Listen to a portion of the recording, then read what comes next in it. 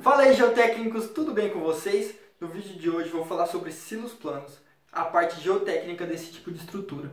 Vou te mostrar quão completo é esse tipo de projeto, falar sobre fundações profundas, fundações rasas, empuxos, recalques, efeito Chebotaryov e muito mais. Antes de entrar no assunto, primeiro eu gostaria de me apresentar. Meu nome é Fabrício Dias, sou engenheiro civil formado pela Universidade Federal de Mato Grosso do Sul e resido atualmente em Campo Grande. Queria agradecer também o Thiago Souza, grande amigo que me fez o convite para contribuir com esse assunto aqui com vocês. E se você gostar do vídeo, segue também o Solidifica Engenharia Geotécnica, tanto aqui no YouTube quanto no Instagram, que eu também publico esse tipo de conteúdo por lá. Agora vamos para o conteúdo. Silos são utilizados para fazer o armazenamento de algum produto, seja ele soja, milho, arroz, aveia, dentre outros. Então, dependendo do tipo de produto que você armazena, a estrutura vai ser solicitada de uma certa maneira. Existem vários tipos de silos. Hoje a gente vai falar aqui sobre aqueles silos metálicos, silos planos que a gente chama, que são os mais comuns que a gente vê nas fazendas e cooperativas. Vamos entender como funciona um silo. É uma estrutura que, para ser carregada, o produto é inserido por cima e retirado por baixo. Na época da colheita, quando o preço da commodity está mais baixo, ele é armazenado e retirado quando o preço está mais atrativo. Então aqui a gente tem um ciclo de carregamento e descarregamento muito intenso. Ora ele está carregado com a sua capacidade total, ora ele está vazio, esperando a próxima colheita. Por esse motivo, com esse ciclo intenso de carregamento e descarregamento e por um prejuízo enorme que um colapso desse tipo de estrutura causaria, o fator de segurança para esse tipo de fundação é igual a 4. Diferente das fundações comuns, que é igual a 2. Interessante essa diferença, não é mesmo? Os silos planos são divididos em 3 estruturas basicamente. A primeira é a viga de rigidez, que ela absorve as cargas das montantes, que é o que distribui o peso da estrutura metálica para as fundações.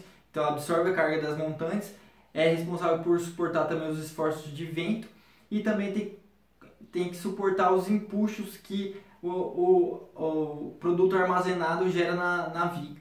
Então ela tem que ter rigidez suficiente para todas as deformações serem transferidas igualmente para a fundação, porque a estrutura metálica não suporta muito esse recalque diferencial.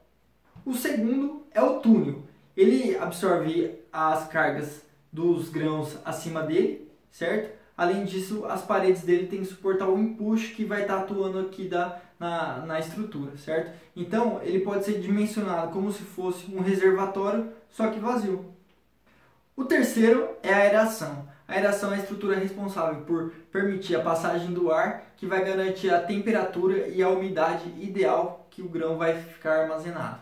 E aí que mora o grande problema, que essa estrutura não era estaqueada antigamente. Digo antigamente porque essa cultura vem mudando. Então aqueles recalques de 20, 30 centímetros a gente não vê mais como antes, que antes era algo normal. Agora as estruturas, essa aeração vem sendo estaqueada, suporta a estrutura do carregamento e não tem mais aqueles recalques absurdos igual antigamente.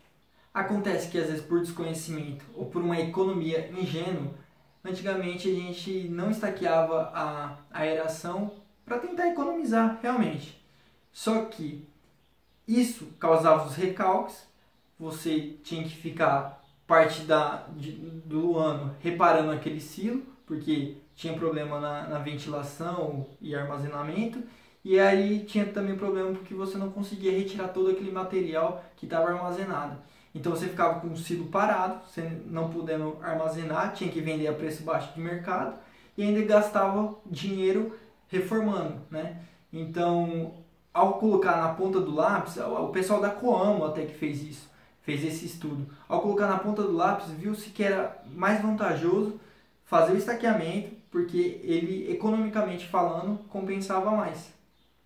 Sabendo tudo isso, você define as suas soluções de fundações. Mas beleza, eu falei tudo isso e é onde entra o efeito Chebotaryov que eu falei no começo.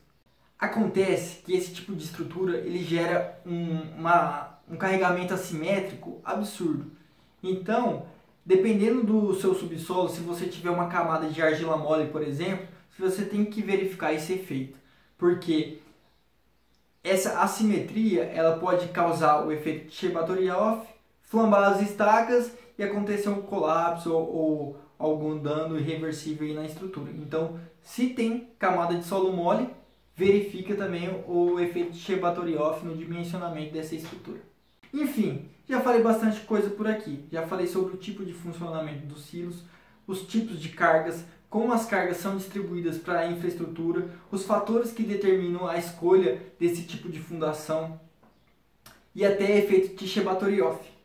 Eu ia falar também sobre o jeito correto de cravar estacas nesse tipo de estrutura, se fossem estacas pré-moldadas utilizadas, é óbvio. Só que o vídeo ia ficar muito longo e não é o sentido aqui. Então, se você quer saber mais sobre esse assunto, comente aqui. Dependendo do interesse, eu gravo um vídeo no meu canal. Não se esqueça de se inscrever aqui no canal do Geotecnia Brasil também. Tá bom? Até a próxima e tchau, tchau.